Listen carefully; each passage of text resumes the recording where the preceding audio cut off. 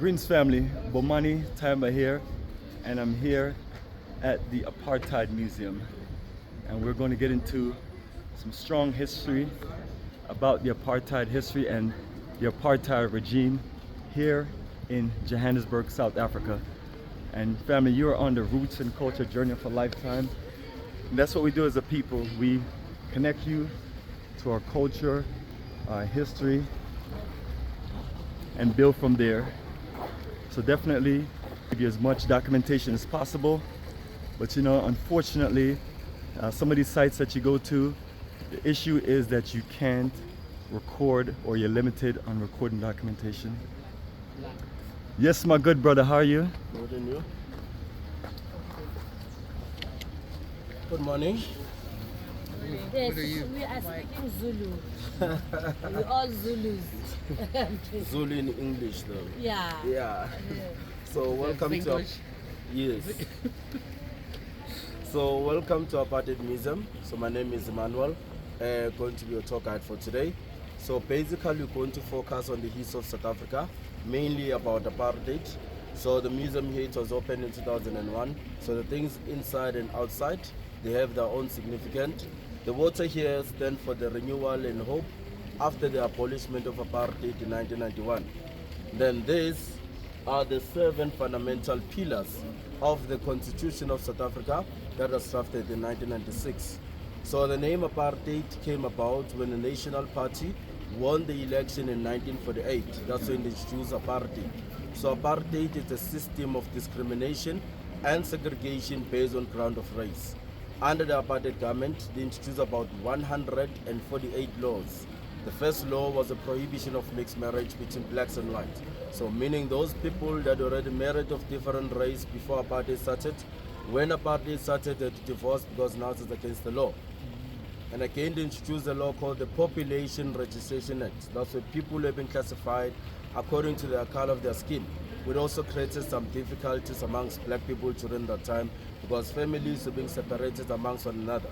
A situation where the mother was dark in complexion, the father also dark in complexion, but because the child was a little bit lighter, so the child was taken to a colored community.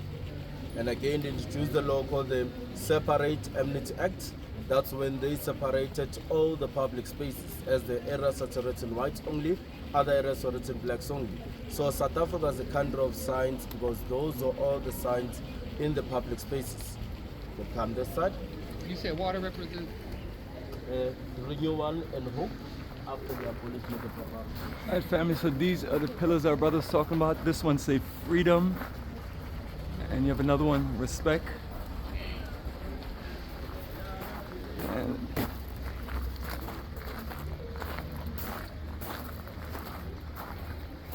right. Responsibility.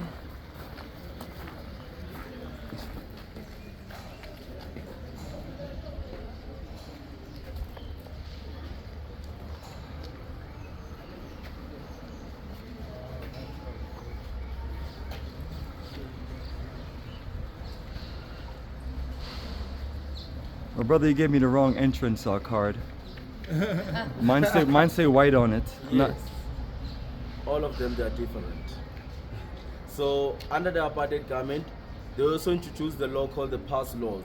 So a pass book is just like an ID document that black people are supposed to carry it everywhere they go.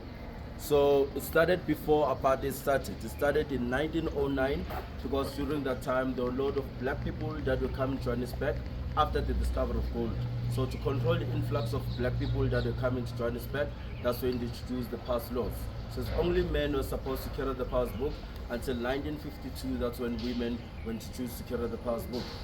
This side we're going to see the pass book that is used by the blacks. This side we're going to see the pass book that is used by the whites. Then in the middle of the cage there are pass book that are used by the coloreds and the Indians. So those that are used by the blacks, they are written their tribe and their racial groups. But those that are used by the whites, they are written SA citizens, meaning the white people are only citizens in South Africa. Black people are treated as foreigners. And also inside, there's a picture of 4 gentlemen. So those are the guys that will decide on which a person does fall on which group. And then in 1985, about 1,000 of people, they were able to change their identity. But there were no blacks who became white, there were no whites who became black. But they were able to change to different race. So about 249 of Africans that changed from Africans to coloureds, and about 20 coloureds that changed from coloureds to Africans. So those that changed from Africans to coloureds was to receive the benefits that were received by the coloureds, because under the apartheid government, there are jobs that were created for whites, coloured, Indians, and Africans. Africans were the last one. So even the education system was set up in that way.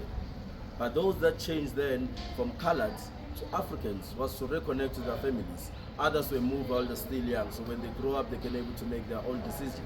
Despite the benefits that they're receiving from the coloureds, but for them to reconnect to their families, that's why they changed from coloureds to Africans.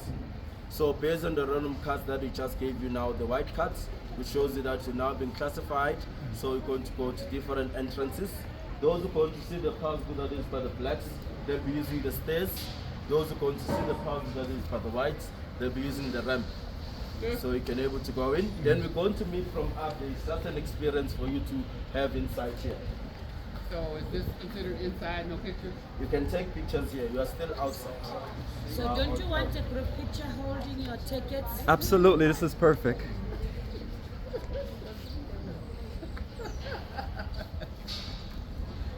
So yes, family, this is the entrance on our way up to the Apartheid Museum, and this is one of the iconic pictures